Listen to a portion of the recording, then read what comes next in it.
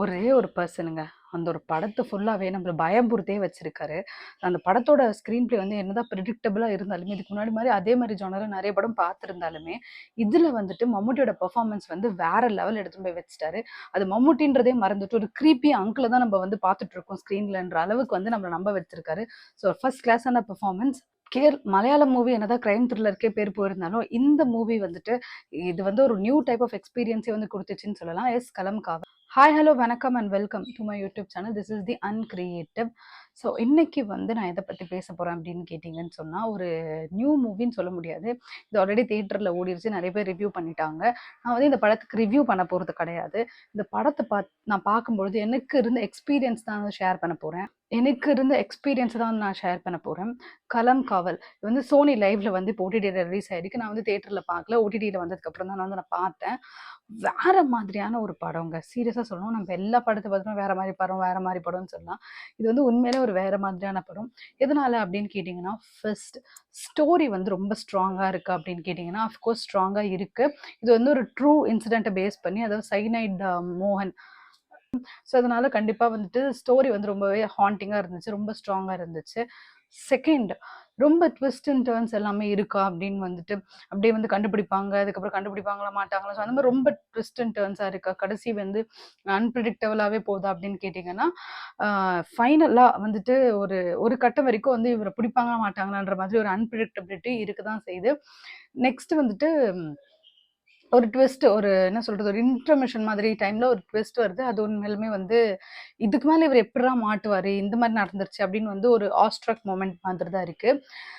Performance, when comes to performance இதுல பார்த்தீங்கன்னா, மம்முட்டி வந்து நெறைய பெண்கள் கூட இருக்கிற மாதிரி தான் இருக்கும். இந்த படம் நீங்க அதிகமா ஆல்ரெடி பார்த்திருப்பீங்க. கண்டிப்பா this video contains lot of spoilers. Because நான் வந்து என்னோட எக்ஸ்பீரியன்ஸ் தான் ஷேர் பண்ண போறேன். I'm not reviewing this movie. Because என்னோட எக்ஸ்பீரியன்ஸ் ஷேர் பண்ணும்போது நான் அந்த படத்த வந்து ஃபுல்லா சொன்னா மட்டும் தான் அதோட கம்ப்ளீட் எக்ஸ்பீரியன்ஸ் வந்து என்னால வந்து ஷேர் பண்ண முடியும். கரெக்ட்டா? So S.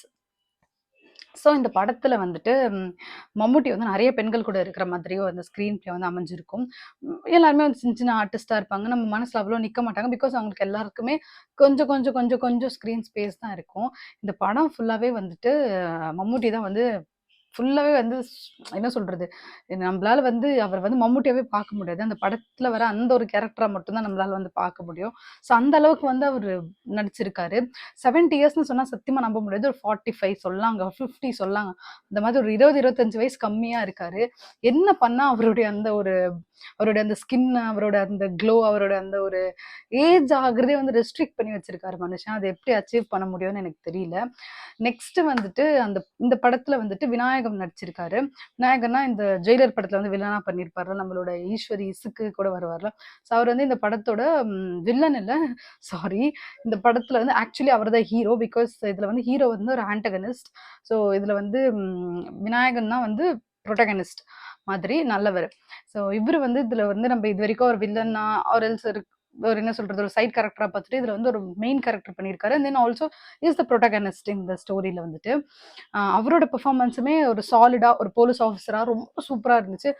இவர் லைக் ஆன்டகனிஸ்டா இவர் வந்து எந்த அளவுக்கு கோல்ட் அண்ட் அந்த என்ன சொல்றது, ஒரு மாதிரி வில்லன், அந்த ஒரு வில்லனிசம் அதிகமா இருக்கோ, அதே மாதிரி வந்து விநாயகத்துக்குமே வந்து அந்த ஒரு என்ன கண்டுபிடிச்சிருவாரு இவரு.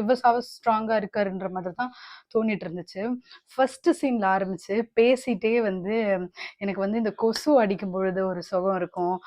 ஒரு பாம்பு கடிக்கும் பொழுது கடிச்ச பாம்பு வந்து அடிக்கும்போது எனக்கு ஒரு சுகம் இருக்கும். இது எல்லாத்த விட பெரிய சுகம் வந்து மனுஷன வந்து கொல்லும் பொழுது ஒரு சுகம் கிடைக்கும்ல, அதுதான் நமக்கு இருக்கிறது பெரிய சுகம் அப்படின்னு சொல்லிட்டு ரொம்ப விளையாட்டா அவர் கூட வந்திருக்கிற அந்த பொண்ணு, அந்த அவங்கள வந்து கழுத்துல வந்து ஷால போட்டு, அவங்களும் வந்து ரொம்ப கேர்லெஸ்ஸா இப்போ நம்மளோட அ பாய் ஃப்ரெண்டோ இல்ல ஹஸ்பண்டோ அந்த மாரி பண்ணாங்கன்னு சொன்னா, நம்ம வந்து அதுக்கு பெருசா விளையாடிட்டு தான் இருப்போம். இல்ல விளையாடுறாங்கன்னு நெனைப்போம்.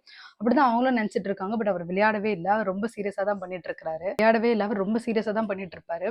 கொஞ்சம் கொஞ்சமா அந்த வந்து அவன் கழுத்த நெரிச்சு கொன்னுட்டு, அதுக்கப்புறமா வந்து அந்த ரவுண்டா வந்து சிகரெட் வந்து ஸ்மோக் பண்ணுவாங்கல்ல. ஸோ அந்த மாரி வந்து ஸ்மோக் பண்ணி அந்த புகைய வந்து வெளிய தள்ளிட்டு ஒரு வில்லனிசம் மாதிரி ஒரு விஷயம்.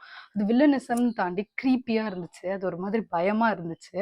ஸோ அதிலிருந்து தொடர்ந்து அவர் வந்து ஒரு ஒரு பொண்ணையும் வந்து ஸ்டாக் பண்றதா இருக்கட்டும்.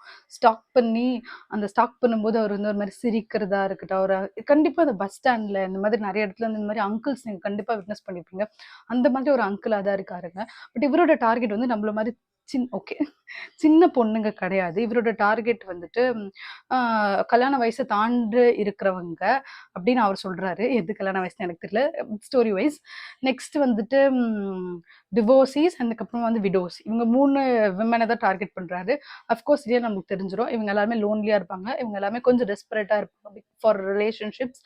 இவங்க எல்லாருமே வந்துட்டு வீக்கா இருப்பாங்க எமோஷனலி. ஸோ இவங்க எல்லாருமே டக்குன்னு வந்து இது பண்ணிரலாம். ஸோ அதுதான் அவரோட டார்கெட்டுமே கூட. ஸோ இந்த மாரி பெண்கள வந்துட்டு தேடி ஸ்டாக் பண்ணி, இந்த மாதிரி இருக்கவங்களோட கான்டாக்ட் நம்பர்ஸ் வந்து இவரு வாங்குறது வந்து ஒரு வித்தியாசமா இருந்துச்சு. எந்த மாரி கிடைக்குது இவருக்கு அப்படின்னு சொல்லிட்டு, என்னோட அண்ணனுக்கு பொண்ணு பார்க்குறோம் அப்படின்னு சொல்லி கேட்கறது, அந்த ஒரு சீனா இருக்கலாம்.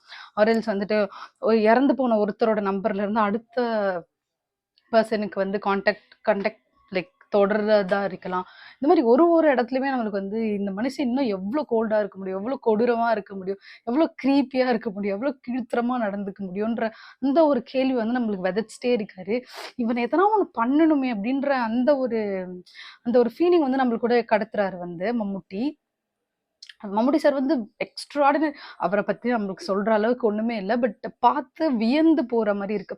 ஒரு ஆர்ட் ஒருத்தவங்க பண்றாங்கன்னா, அத பார்த்து தட் ஷுட் இம்பாக்ட் அஸ் கரெக்ட்டா? அது வந்து இம்பாக்ட்ஃபுல்லா இருக்கு அவரோட ஆர்ட் வந்து. ஆ விநாயகம் லைக் ஓகே.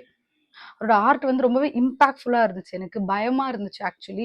அ இதுக்கப்புறம் இந்த மாதிரி தெரியாதவங்க கிட்டயோ, இல்ல மாரி வந்து கொஞ்சம் நம்ம கிட்ட வந்து இந்த மாரி இதுலயே வந்து எல்லா பெண்களும் மாட்டியிருப்பா. பட் ஒருத்தங்க மட்டும் மாட்ட மாட்டாங்க. பிகாஸ் வந்து அவங்க வந்து இவரு பின்னாடியே வந்துட்டுருக்காரு.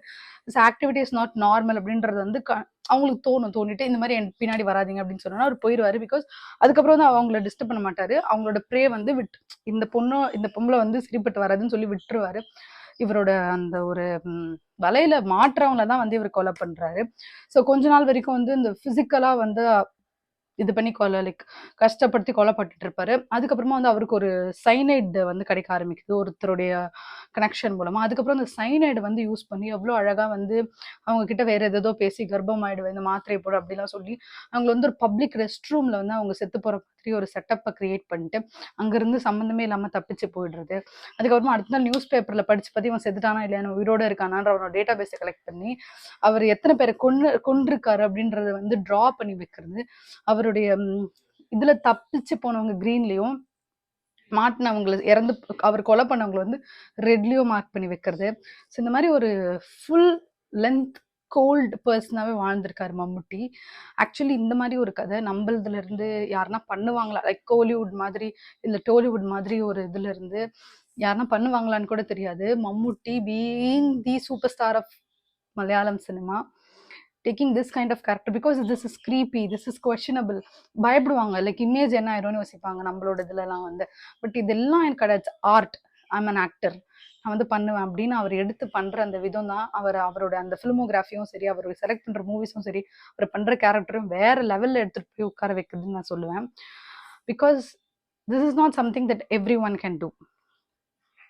அந்த டிஃப்ரெண்ட் டைப்ஸ் ஆஃப் ஃபிலிமோகிராஃபி அவரோட ஃபிலிமோகிராஃபி எடுத்து பார்த்து என்னங்க அவர் இப்படி கதை சூஸ் பண்ணிருக்காரு. லவ்னு வந்துட்டு ஒரு ஓரினை சேர்க்கையாளராக நடிச்சிருக்கிறதா இருக்கலாம். நெக்ஸ்ட் வந்துட்டு பிரம்ம யுகத்துல வந்து ஒரு சாத்தானா நடிச்சிருக்கிறதா இருக்கலாம். ஒரு மாதிரி ஒரு சைக்கிக்கான கேரக்டர் நடிச்சிருக்கிறது. இதுல வந்துட்டு ஒரு சைக்கோ தான் அவர் வந்துட்டு. அதுக்கப்புறமா வந்து ஒரு டாமினிக் பர்ஸ்ல வந்து ஒரு மாதிரி காமெடியா வந்து எடுத்துட்டு போறதா இருக்கலாம். Different kind of movies in different genres with great performance. Like any movie you take அவரோட பெர்ஃபார்மன்ஸ் 100% இருக்கு. அவர் நம்ம வந்து ஃபுல் லென்த்தா ஜாலியா என்ஜாய் பண்ற மாதிரி ஒரு பெர்ஃபார்மன்ஸ் தான் குடுக்குறாரு. ஒரு ஒரு சைக்கோவா உண்மையா சைக்கோவா வாழ்றாரு அவர் வந்து. ஆக்சுவலி கலம் காவல் நீங்க எல்லாருமே அட்லீஸ்ட் நீங்க பார்க்க வேண்டிய ஒரு படம்.